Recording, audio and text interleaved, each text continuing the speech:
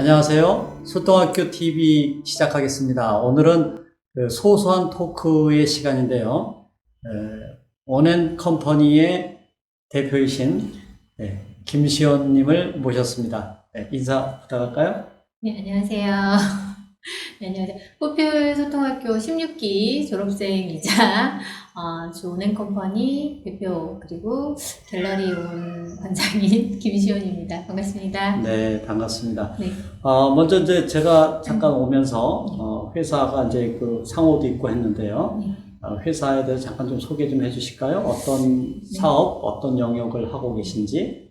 네, 먼저 원앤컴퍼니라는 회사는 그 교육 그룹이에요. 그래서 유아들부터 성인, 기업 교육까지 전반적으로 운영을 하고 있고요.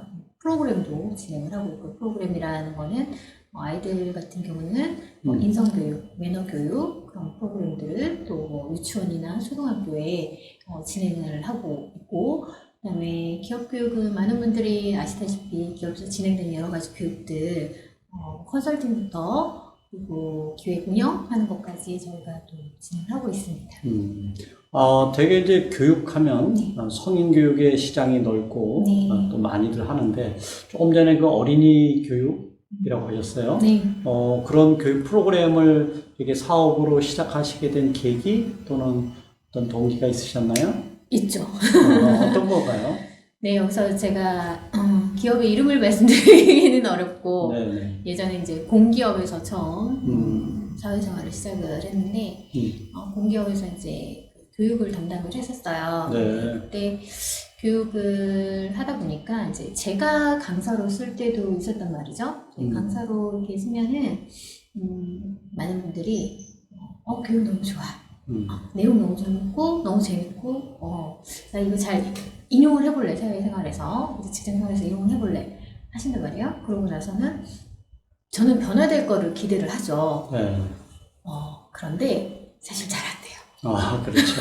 네. 네네. 그 3살 버릇 8까지 간다라는 네. 말을 그때 참 많이 생각을 하게 됐었고 그래서 고민을 했었죠. 이런 부분들은 어떻게 하면은 바꿀 수 있을까? 근데 어른들을 바꾸기는 굉장히 사실은 힘든 거야. 바꿀 수 있기는 해요. 네. 근데 힘들죠. 아주 많이. 그렇죠.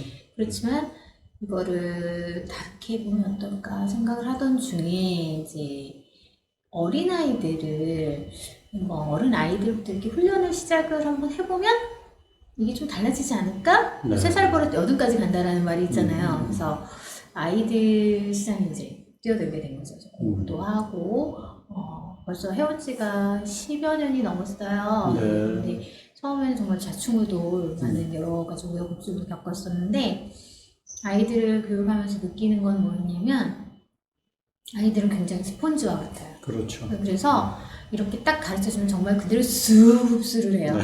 그래서 수업이 딱 끝나면 애들이 예를 들면 유치원에서 강의를 했다. 그럼 아이들을 가르쳤다. 그러면은 그 다음 점심시간에 선생님이 바로 와요. 매너 선생님 아이들 밥 먹는 자세가 달라졌어요. 바로 피드백이 와요. 아이들이 네. 바로 바뀌어요. 그런 모습들이 너무 감동적이었고 보람을 느끼는 경우도 많았고요. 네.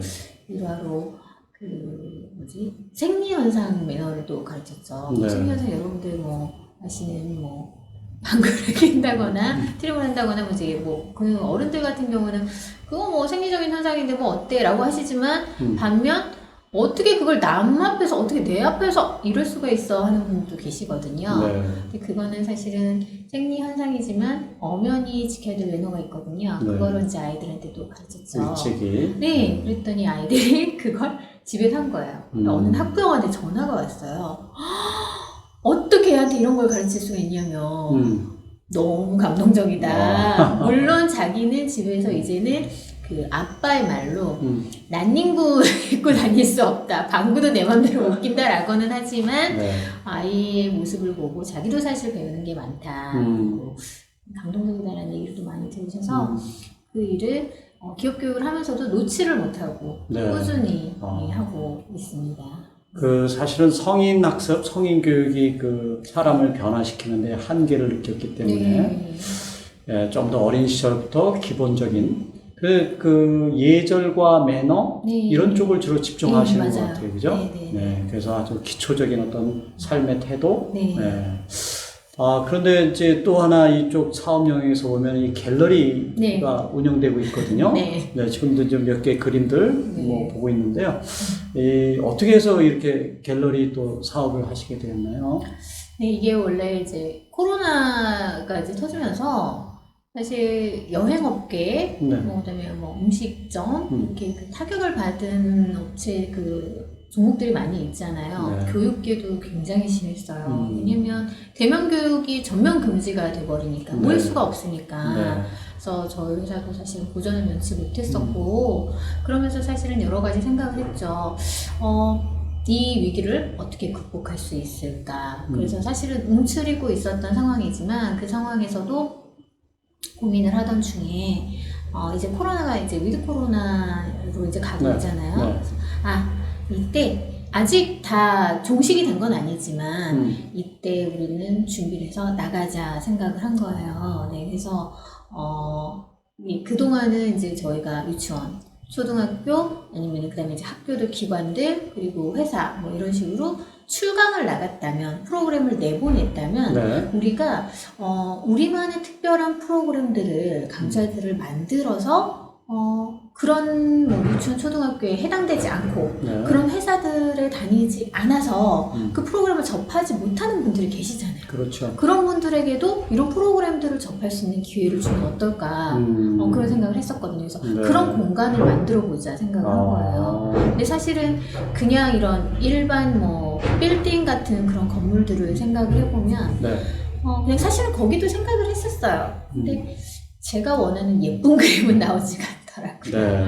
네, 그래서 이런 단독주택 같은 좀 작지만 네. 단독주택을 구해서 개조를 해서 그 인테리어 공사를 다 하고 여기서 그런 강좌를 열어보려고 처음에 시작을 했거든요. 네. 그런데 강좌가 사실 매번 이렇게 대박이 날 수는 없거든요. 죄송해요. 그렇죠. 네, 그래서 그럼요. 네, 그래서 이게 다 이렇게 매번 열릴 수는 없는 상황인 거고 특히나 지금 오미크론 때문에도 그렇잖아요. 그래서 그러면 강좌가 열리지 않을 그 시기에는 뭘 하면 좋을까라는 고민을 사실은 했었고요. 그러면서 저희가 생각을 한 게 사람들의 마음을 살찌우는 그런 부분들을 계속 생각을 하다가 그럼 문화 콘텐츠 중에서 뭐가 좋을까? 이 공간을 활용할 수 있는 그림이 좋겠다. 이제 그런 생각을 했거든요. 여러 가지 전시들, 네. 그림도 있겠지만 뭐 여러 가지.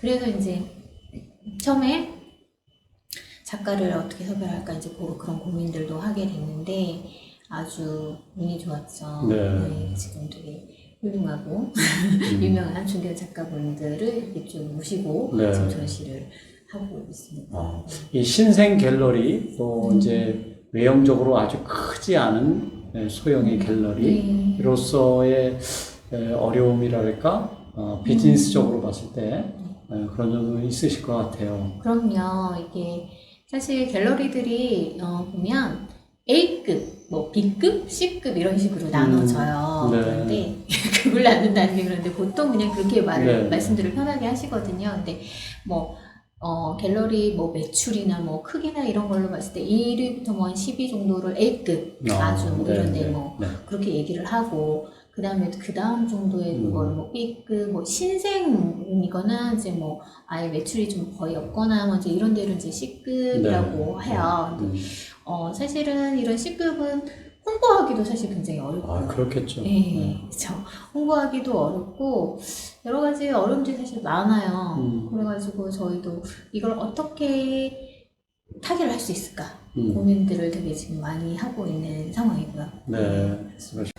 네, 제가 둘러보니까 새로 이렇게 다 꾸미시고 새롭게 이렇게 좀 오픈하시는 거 굉장히 고생하신 것 같아요. 어떠셨어요, 준비 기간은? 고생 많았죠.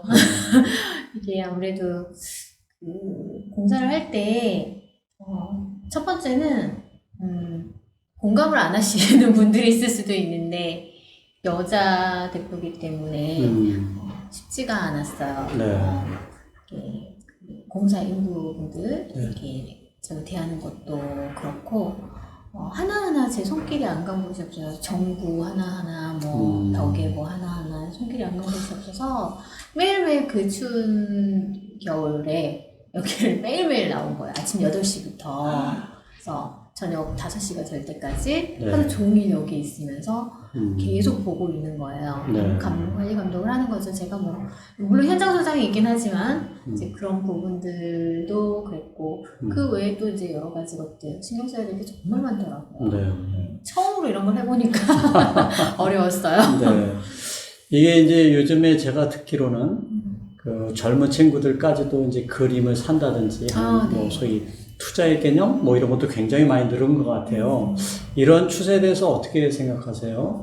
네, 그걸 이제 요즘에 아트테크라는 아트테크? 말로 네, 네. 그런 신조어까지 생겨날 정도로 많은 분들이 특히 20, 30대 분들이 뭐 NFT를 통해서든 네. 이렇게 큰 돈을 사실 투자하기가 굉장히 어렵잖아요. 네. 뭐 그동안 사실 뭐 비트코인, 뭐 주식 뭐 이런 쪽으로는 뭐 많이들 했어요. 친구들이 많이 했는데 피해를 많이 그렇죠. 네, 네, 네. 지금 주변에도 뭐 이렇게 막 미국 주식 뭐 이렇게 날리고 뭐 그런 부분들 힘든 부분들이 굉장히 많았고 사실 부동산 같은 경우는 큰 돈이 들어가야 그렇죠. 되니까 네네. 쉽게 접근하기가 어렵고요.